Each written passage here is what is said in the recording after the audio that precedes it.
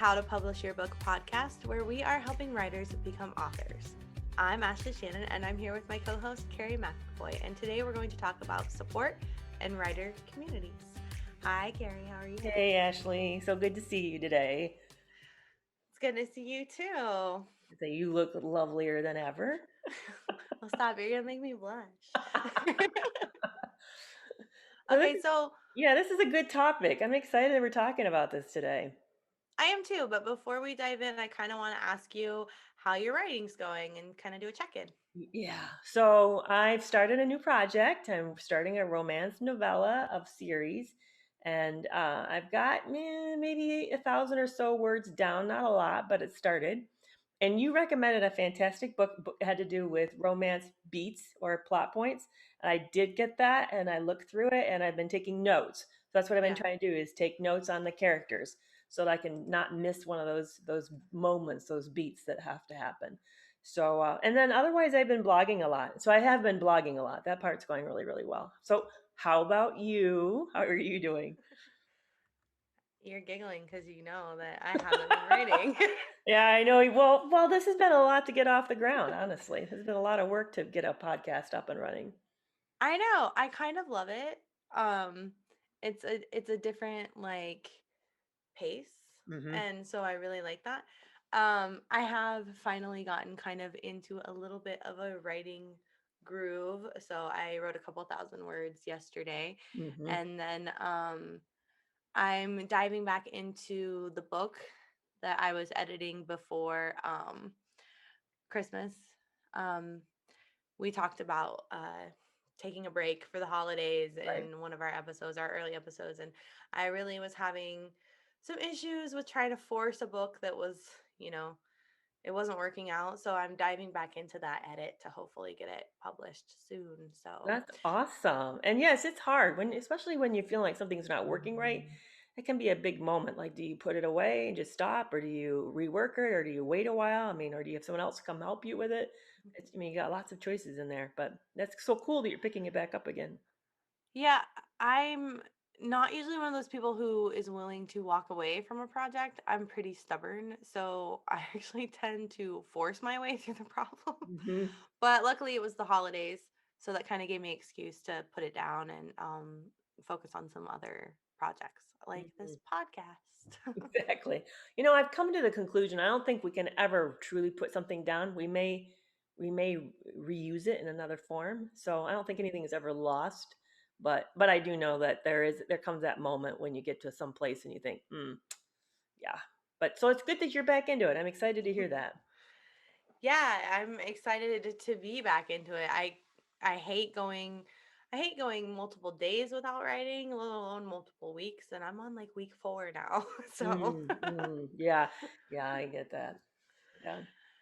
so in talking about today's topic, let's start off. I have some questions for you. So do you ever feel unsupported or maybe lonely as a writer? Well, that's a really interesting question because writing obviously is a solitary occupation. I mean, you spend an enormous amount of time alone and you have to be thinking in your head and you have to be processing stuff. So, constant interruptions is really difficult. I mean, those of us have to. I'm thinking of you who have young kids. You do have to learn how to cope and write and maintain a thought through that. But if given the preference, I'm sure you would not be interrupted if you could avoid that. So it by nature forces us to be alone a lot. But what I was thinking is that, see, as a psychologist, I had a job before that I would see people. I might see one or maybe a family or a couple, but it was something I could never talk about. So I would sit with these people and hear their problem and then walk away. And then people would say, well, how was your day? And all I could say, good, or busy, or I saw a lot of people, or it went well. I could never say more. So I've lived with not being able to talk a lot about my life, my work life. That's been kind of a common problem for me. So this kind of isolation is different, but not necessarily new. I don't know if that makes sense or not, but um, yeah.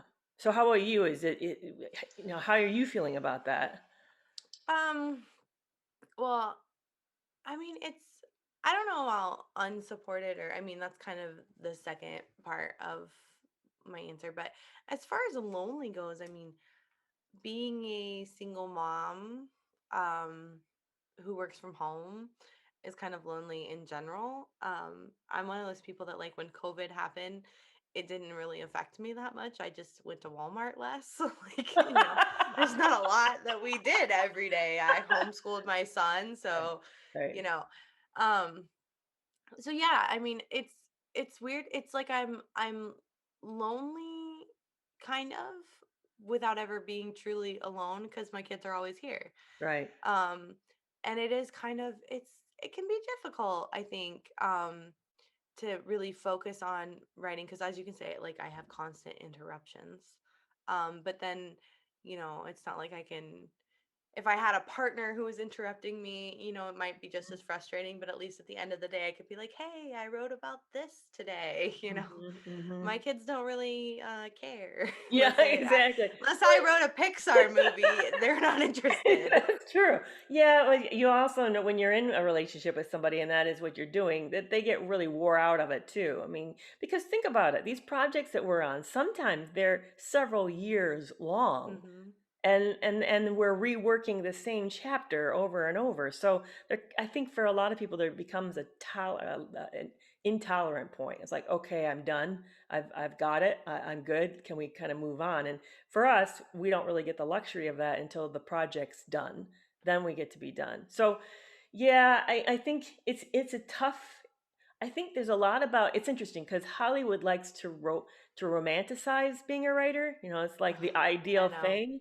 We're supposedly wealthy, have fame, and we make lots of money, and it's the perfect job, the dream job.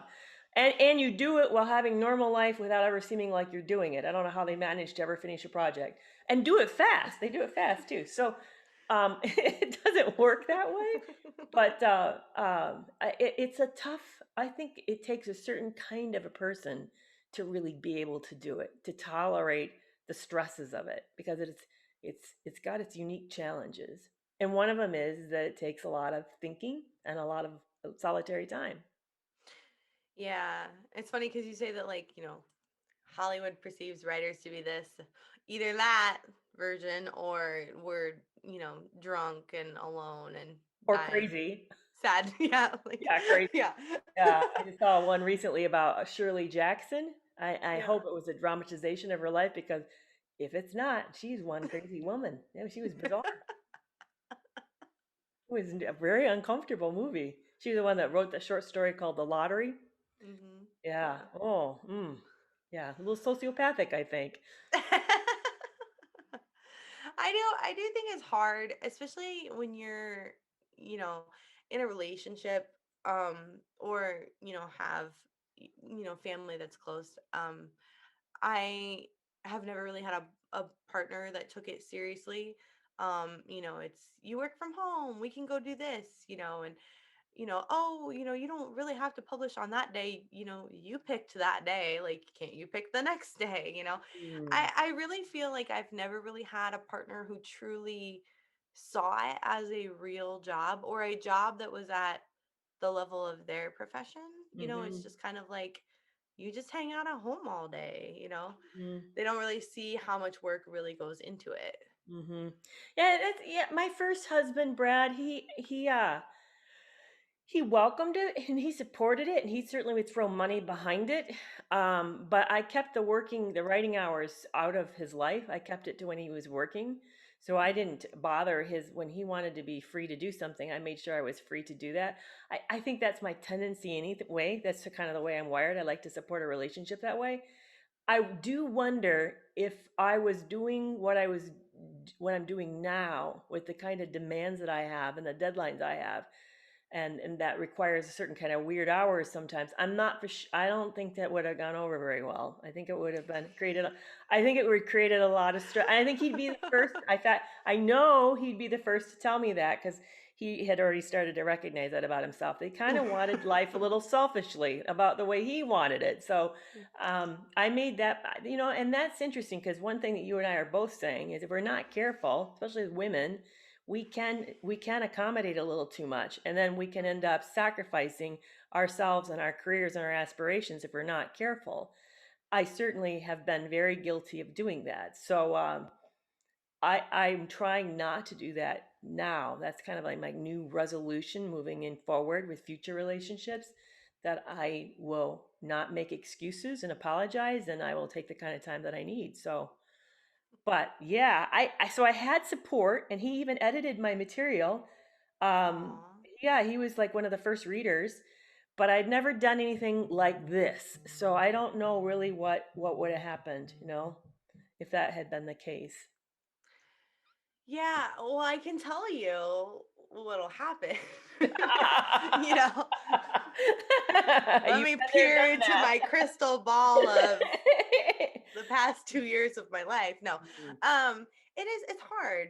Um, you know, I write best at night when the kids are asleep, and when I was dating, that's usually the time you spend time with your partner. And so I always got the we never spend time together, or can't we just hang out and watch a movie? Do you really have to have your laptop open? And so it can be frustrating, and it can be hard. And and we don't have normal work days. I don't have normal work No. days. I'd like to have, I know plenty of writers that go into offices and shut doors and have a, 9 to 5, 10 to whatever. I just can't do that. I So think, it is. yeah. I wonder if men do a better job. I mean, that's not fair, kind of a stereotypical thing of me to do, but I've been listening to some master classes, and I've noticed some of the guys tend to have better structure. They've set Mhm. that up for themselves, and I wonder if that's, a little comes maybe a little bit easier for them. Um, Yeah, that's tough. And there's another part of this that we don't talk about either. And that is when you're single and you're looking for maybe another relationship at some point, how do you address any of this? I mean, because it's like, both of us write about ourselves and I write about our lives, and it's very personal and vulnerable. And suddenly, if somebody discovers my identity before I've told them, they could potentially know things about me before I know anything about them. I've actually had people come in with pages of information on me and sit down at a date with it. Seriously, that's actually happened. So, Oh. it creates an awkwardness. And then, as we get supposedly, hopefully, go down the line, you become a bit of an influencer. So then what happens with that? It's just very interesting. There's a lot of kind of tricky, sticky pieces to this that we don't really talk much about, or even Hmm. even among ourselves, we don't talk much about. I have the answer though to that whole what happens when they find out that what you write about, or that you write about your life, or that you write about them. Mm. It's not always the prettiest thing. And now just I have solved the problem though. You just don't date. You don't date. I thought you were gonna say, "Well, we marry each other, and then we Well, know there's that. Like, we're there's just no gonna buy surprise." a house. Like, it's just us two. Like, we don't date. Yeah, like you stick among the writers, stay among writers who know each other. We know the rules. We know what we're doing. Yeah, and I can see that we do start to, we do start to become a close knit community because Hmm. of some of these reasons. It just becomes very, very challenging. Writing about the fact that it's a way in which we share our lives without people always being aware of that and how they're going to feel about it. Like, at least when we're in a relationship, they know that that's what we Hmm. do. But then when you get into the world in which people don't know what you do, it's kind of gets weird or awkward, hard to explain sometimes.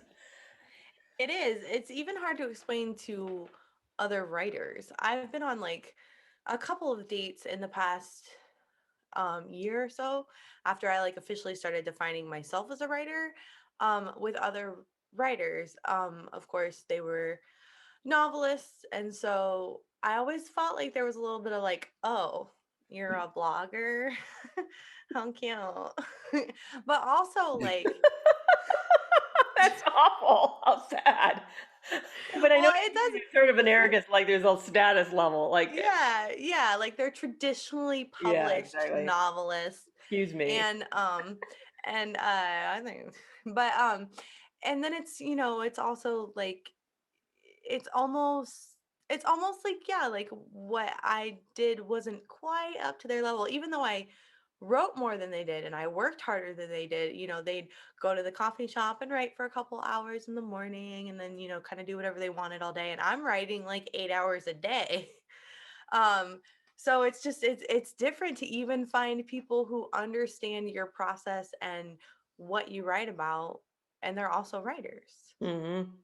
Mhm. Yeah, So no, it is. It's a unique we're a unique category, and it's kind of an interesting, challenging, fun thing. But and then look at the variety of things that we do, from podcasting to YouTubing to writing to, I mean, there's all sorts of host of things that we end up doing, which that's what I love about it, is that right. there's such an opportunity to do a wide range of creative things that allows me to do even design work. Like I've been having a lot of fun with this new program that I've been using. It's Canva. It's Adobe's Canva version. It's called Hmm. Spark, and I'm just having just a blast with it. It's just fun to get, new toys to play with.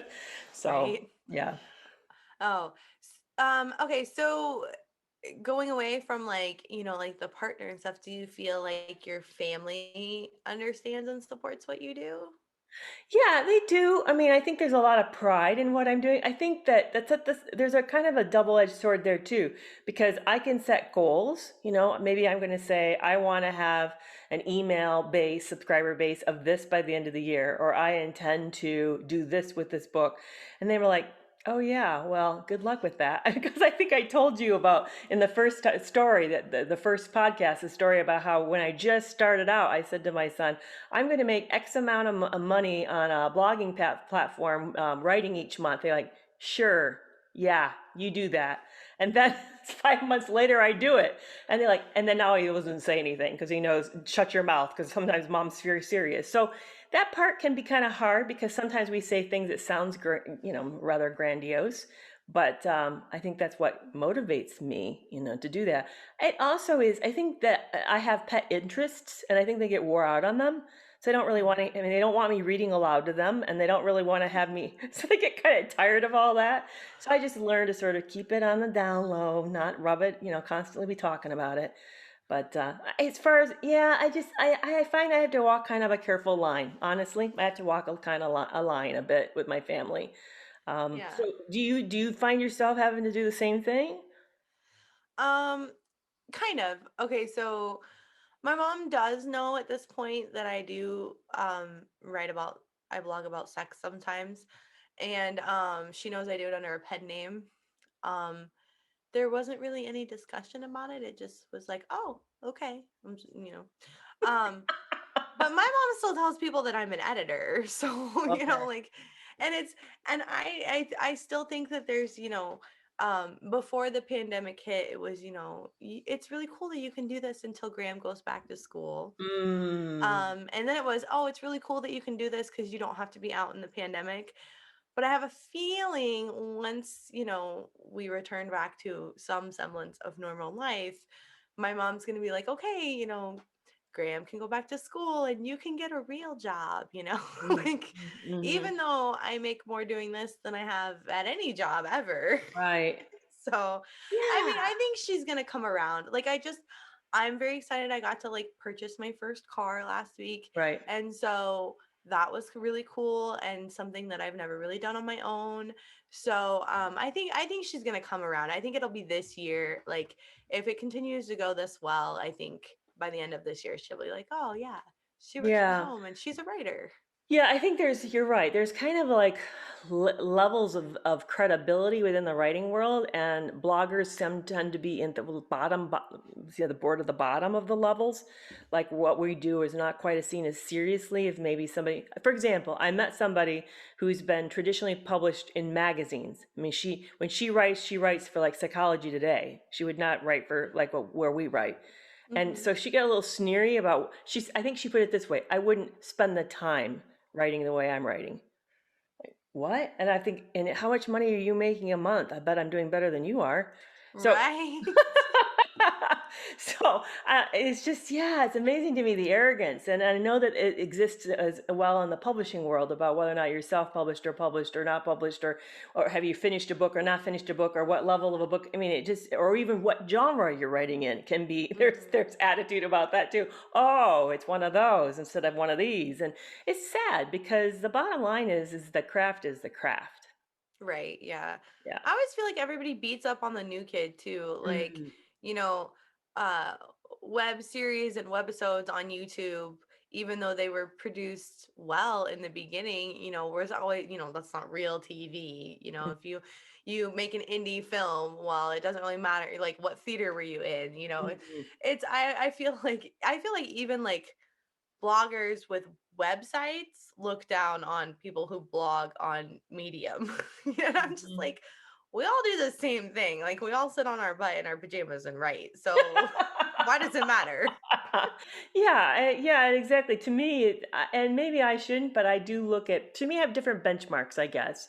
And my benchmarks tend to be more of reader engagement and the way it resonates with somebody. And is it being impactful to people's lives? Or, that to me is more, what, and at whatever level, even if it's around sex, was it a meaningful, did it provide a meaningful experience for someone? Did you connect with someone around it? I mean, I just find that to me is more interesting. But yeah, we do tend to have this hierarchy. It's silly, but we do. So, I like your benchmarks are very thoughtful, like, did this make an impact? Did it, and I'm like, did I make this much money or did I make this much money? Like, well, in fact, it was funny. I tweeted this morning about I think it was on a sex article. Somebody wrote something that was interesting, and so I was promoting somebody else's work and put it out, and then said, "So, how do you qualify what makes your sex life meaningful?" And the person tweeted back and said, "That's such a well constructed question. Oh, you have such a way with words. Like, wonder why that might be." Anyway. is is you a writer? No. Yeah, that's right. Who's been a psychologist, who's been all about like trying to craft words carefully, diplomatically my whole life. Yeah, I've had a lot of experience with that. Okay, so since we both kind of don't have a ton of support, we're both single, Hmm. and we kind of don't have um a ton of support from our families. And we're in the middle of a We're pandemic, in the middle, so it means we live right, and the alone. world's crazy. Exactly. um, where do you find support? Well, yeah, that was how I found it was accidental, and it was in an effort to look for how to, I was getting in, I was thinking about writing for Medium. I hadn't even started. And I saw a group advertising that it was a community, writers community. And so I signed up. And so, and it became, and I was also joined another membership of another national association. So I was trying several out, trying to find support. I'd even gone to a conference through this other association. And it really came down to which offered better community support was the one I stuck with. They both were doing great jobs teaching. They both were very, very, very good on that. But I wanted the accountability and I wanted the camaraderie. So it was the one that offered more support. So it was accidental. I kind of stumbled into it. That's how I found it. Yeah. You find it any different? I mean, how did you find support? So the first kind of online writers that I met, I worked and I did an internship for a small hybrid press called Patchwork Press. Mm-hmm. Um, and a couple of the two co-founders of the press had like a YouTube channel, and they still have the YouTube channel. Um, and so I kind of was working with them for a year before I had published anything.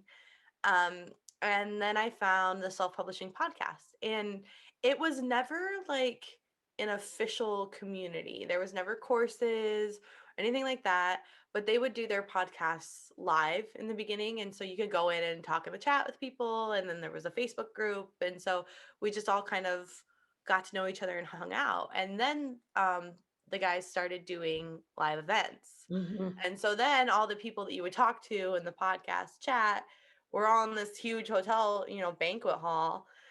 and so you got to like kind of meet people in person, and so that's kind of how I found like my first writer friends. Yeah. um What'd you think? What was the experience like? it was crazy. Um, it was the first time I had flown by myself. Going to Austin for the first time. But and then, meeting all these people that I'd had, meaningful Right. relationships with online, and some I had even done work for. And so I Uh-huh. was meeting, them in person, and it was just like I felt like a sponge. Right. Like I stayed in a crappy hotel room and like woke up and didn't get back until way super late because we'd all go out and hang out, and it was the coolest experience. Wow. um but the community didn't offer like kind of the things you're talking about, like Right. accountability.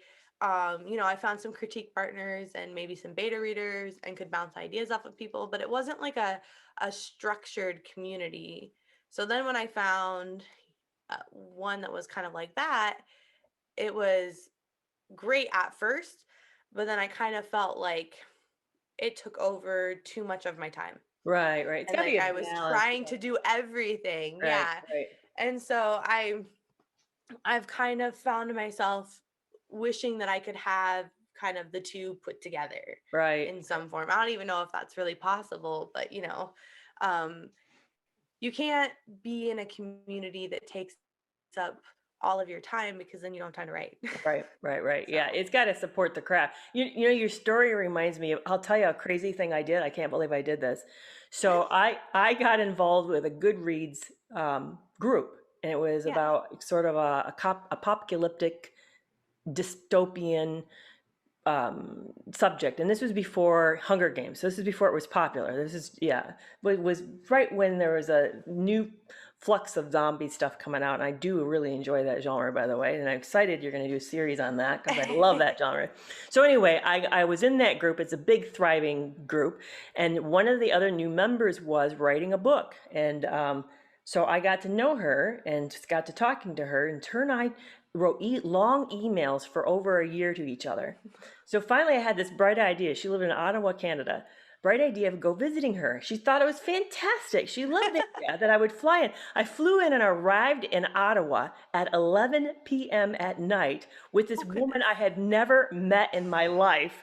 And I'm waiting for her to show up, and she picks me up, and she's in the car, and she'd been writing all day. In fact, she couldn't turn her head. She'd been writing so many hours, she'd gotten a crick in her neck. And then she looked at me and said, if one of my daughters hit me on the way here picking you up, if one of my daughters ever pulled this, I'd kill them.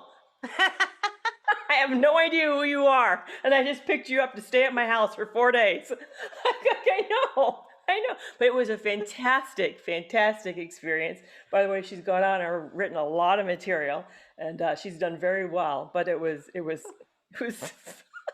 probably the stupidest thing I've ever done, but it was really great. But yeah, no, and I agree with you. It is in the various communities I've been a part of, is there's this tricky balance.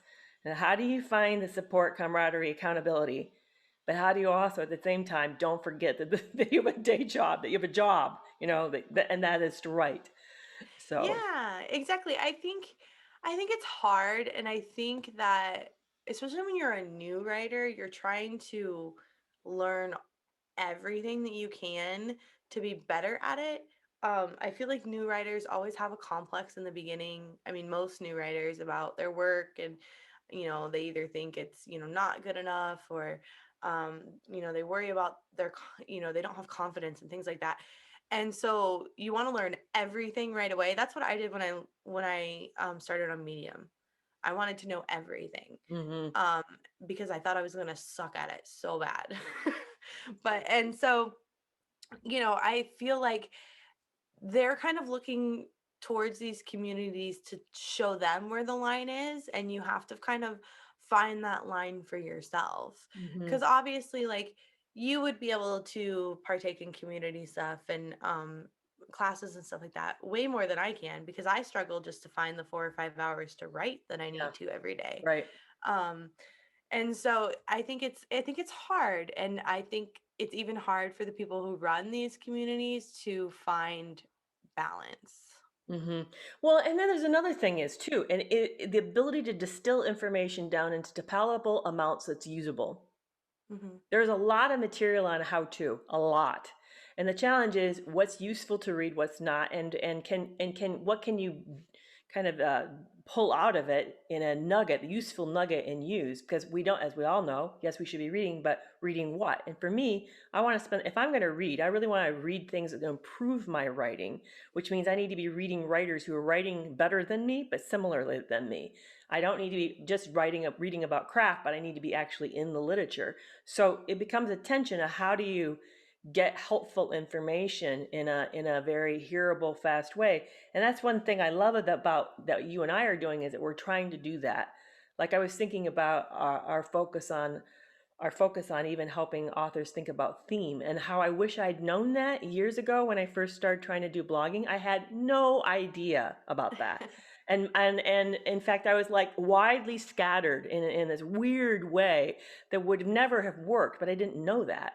So it's how do we help people so that they can even do this better, faster than us? I mean, that's the part I'm super excited about is that I want someone not have to go through the things that I did if they don't need to. And I don't think everybody needs to. I don't think that has to be part of somebody's learning experience, learn the hard way. Oh, yeah, no, definitely. It was the people in self-publishing and the people on Medium who were doing it in the same way that I wanted to, who wrote, in the topics that I wanted to write or the genres that I wanted to write, and they were doing it well, that I wanted to learn as much as I could from because then my climb up the ladder would be easier. It's the whole point of this podcast, right? So Mhm. we're essentially putting ourselves out there and showing, what we're doing right and what we, maybe don't have figured out yet, so that the next level of people coming up into self-publishing or even going towards traditionally publishing don't have to make the same mistakes. Yeah, and I think the differences in our ages has created a kind of a different perspective and view. I mean, I think your generation knows that if you want to know something, just Google it. You have in fact, my one kid, my oldest, didn't want to learn how to clean the toilet when he was living with me. So I said, "What is your plan?" And he said, "I just Googled it." Like, okay, I don't think you needed to Google how to clean the toilet, but I could have showed you. But whatever. But for me, when I came in a generation pre-internet, Mhm. so my assumption is sometimes you have to just sort of like get in and thrash it out, get through it, slog out the work. And I forget that nowadays that's not necessary. There's so much information and so many people readily available who wants to help that you don't need to be sort of the maverick or the lone ranger on these things. There's these people who've been there and gone the way and they're willing to give you a hand up. Yeah, it's like my mom, I broke down or I got a flat tire on the side of the road. And I texted my mom and I said, I have a flat tire. She's like, okay, I'm on my way. And I was like, no, I watched it on YouTube. I'm already done. Like, I didn't need you. You don't have to come here. Like, YouTube. I say it in so many times. And yes, there's an age difference in between me and a lot of the students that I would teach and between us. And I do say that quite a bit. I can't find this yada yada yada. Did you Google it? Right, right, Well, no. right. Well, It's a Google is going to mindset. help you better than I can I because there's know, going but to be it's a some mind. expert out there. Yeah, but it's a mindset, and it's hard for us. Anybody who's born.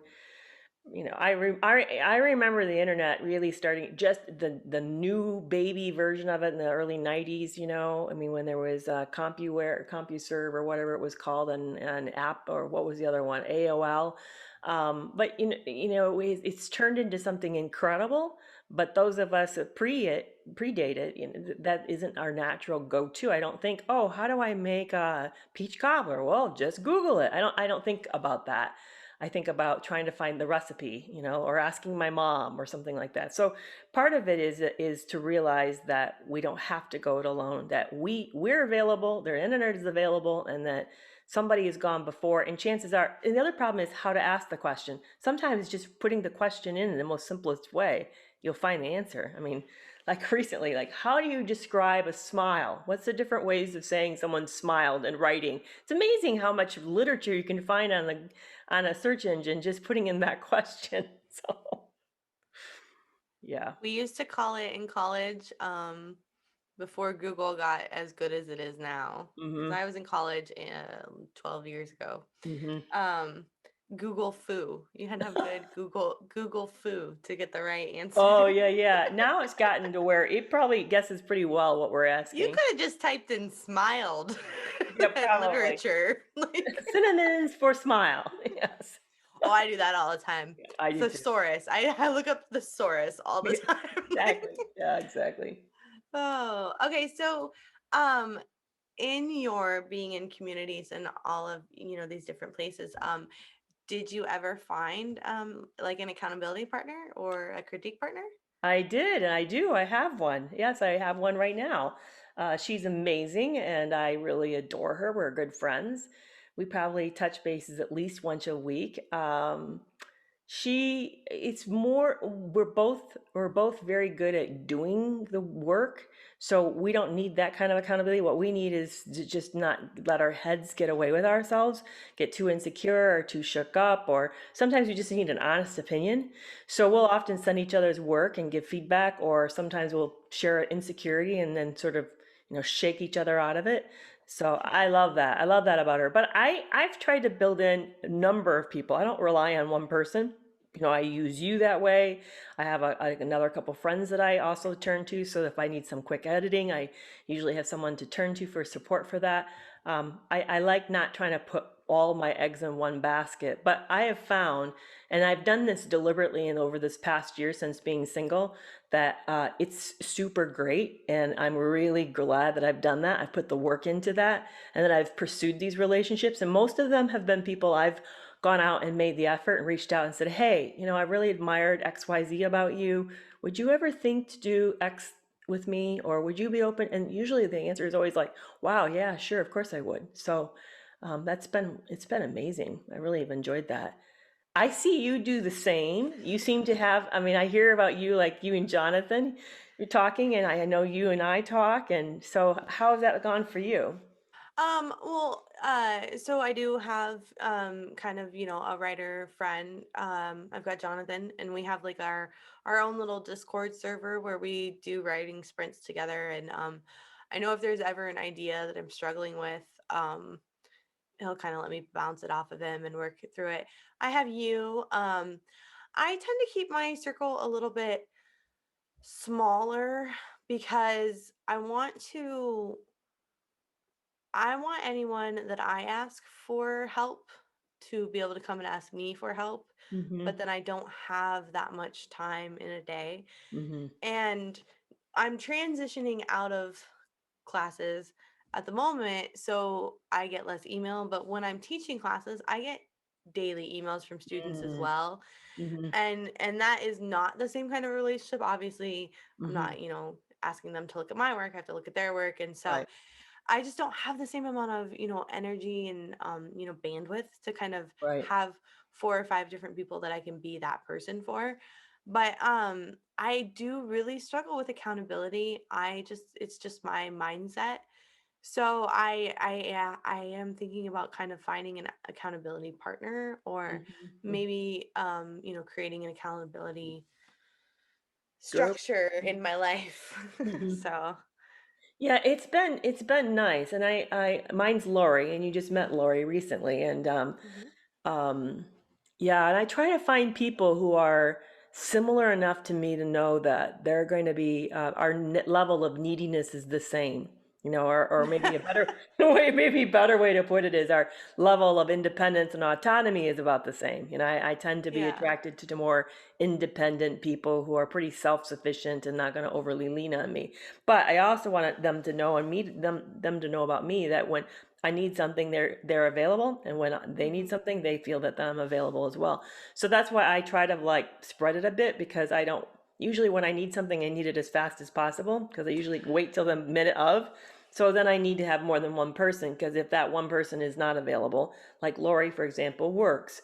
She's not going to be available during 9 to 5. She's also in a Right. relationship. She's going to have, she's not, her availability is very limited. But if somebody, for example, maybe like you might be a little more flexible, or somebody else that I work with a lot might be a little more flexible, who are both with different kind of hours. So that's why I do more than one person. Yeah, and I know what it's like to get those messages and have handed my phone to my son or Hmm. been away from the computer and I get back and I'm like, "Oh no, she needed to like she asked me a question like 2 hours ago." Yeah, but I know that about you, and that's why I have more than one person, is because I know that I'm often the most flexible of those that I have relationships with and my friends. So I need to be understanding of the fact that they're not the same stage of life as me. So I get that. I get that. But I do think I when I hear somebody who's writing in isolation, I don't know how they're doing it. I really don't. And the other thing that's been really fascinating, Ashley, is that I've grown the most as a writer, the more involved I've gotten with other people's writing. That I benefit from being in a relationship with them and working with them. I grow. I've really grown a lot this year. I was thinking about that. I I kind of feel the same way. I definitely feel maybe not growing as a writer, but maybe feeling more fulfilled as a writer by having people to bounce work off of and talk to and stuff like that. I'm really it was really interesting. I was thinking about you have all these commercials that are saying goodbye 2020, we won't miss you, and I do understand that it was a hard year for a lot of people. But in terms of my writing, it was kind of like my best year ever, Mm-hmm, you know? mm-hmm, And part of that is being a part of I was heavily a part of a community in the beginning of the year and kind of took a step away from being involved, but still had writer friends. mm-hmm, And it almost always felt like I wasn't working alone, even mm-hmm, though I was. So there's huge benefits. And I think having people that you can talk to who understand what you do and understand, why you had to rewrite the same chapter 7 times, mm-hmm. um, is almost as vital as, doing the work and self-care. I feel like those are kind of like the three main things of having a really good writing career.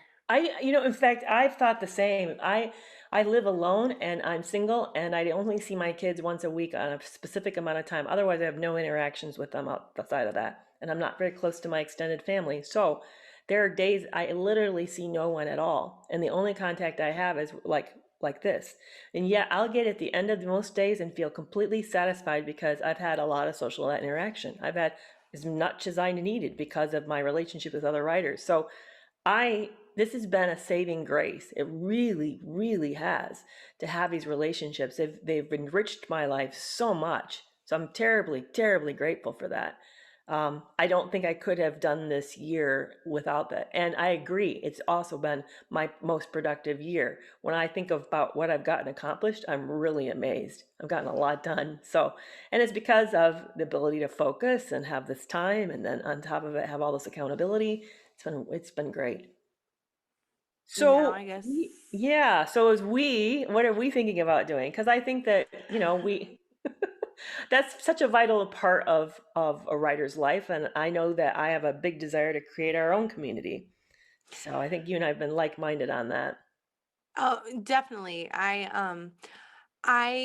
really want a safe space. That's very important to me where writers can kind of come and collaborate and find friends and um find critique partners and betas and do write-ins together. And I've been a part of so many communities, but they start out really small and then they get really really big, and I feel like people tend to get lost, or it's kind of hard to come in when you're new. And I'm really wanting to create a community that is welcoming and inviting and growing. Mm-hmm. And I don't necessarily, when I see growing, I don't necessarily mean in size, but I mean in skill level Mm-hmm. and craft level. That's really important to me. Mhm. Yeah, it is me too. I agree. I think that having a safe place to be able to process your work, because this is, as we've said before, this is super vulnerable work. So I want to have a space that my what I'm writing is treated carefully, and that they feel equally as safe being able to share the same thing back. And but also that we can challenge each other and work through plot points that are not working or stuck, or help each other with, does a book cover work, or those types of issues. So I really agree. Yeah. It's a huge benefit to be able to talk to other writers and be like, "Oh my god, I love your book. Who's your editor? Who Mhm, did your cover?" You know, there's so many benefits to being a part of a community, which mhm, was why I knew when we launched this podcast that I wanted a community to be something that we started right off the bat. mhm. Yeah, in fact, you and I just collaborated around something, and I said to you, I was writing no romance, and you said, "Then you really need to see this book." And you were right. I mean, I've like, you saved me so much headache, honestly. I mean, I could have done the first draft and then had been missing these things. So now that I Mhm. know, I won't miss them. I won't have to do that extra work. So that's what I think is the fantastic part about support groups and community groups, is that we make each other more. Yeah, exactly. And so we've decided to start a writing community on Discord, which is, if you don't know what Discord is, there will be a link in the show notes, kind of explaining it. It's kind of like a Facebook group, and Slack had a baby. That's how Yeah, I explain it to my students. right. Yeah, it's both a ability to be with inside of a room with other people, which I think they call those servers, but we usually give names to those rooms. But you also can private message people directly. So there's both a group component as well as an individual component to these. And there's also, usually we have more than one group room. So you might have a group that's focused on design, or a group, whatever, however we split it up, but they will be focused so that when you enter into that space, this group of people is focusing on these things, which is really helpful. Yeah, and one of the cool things about Discord that you don't get on Facebook is an audio thread channel. So we could actually, do writing sprints or whatever, and then, take breaks and talk to each other through our mics instead of, having to type or whatever. And that actually allows us to have some really cool discussions. And we're planning on doing AMAs, or Ask Me Anythings. I guess it would be Ask Us Anythings, Hmm. um, once a month for our Discord community, which I think is going to be really cool. Yeah, I'm excited about that too. I can't wait to see the questions. But yeah, I didn't know about the audio part. That's awesome. I mean, I knew it was private, so that's the other good thing, is that you don't have to worry about other people seeing the content of this. It's just that only those that are in the group would see the content.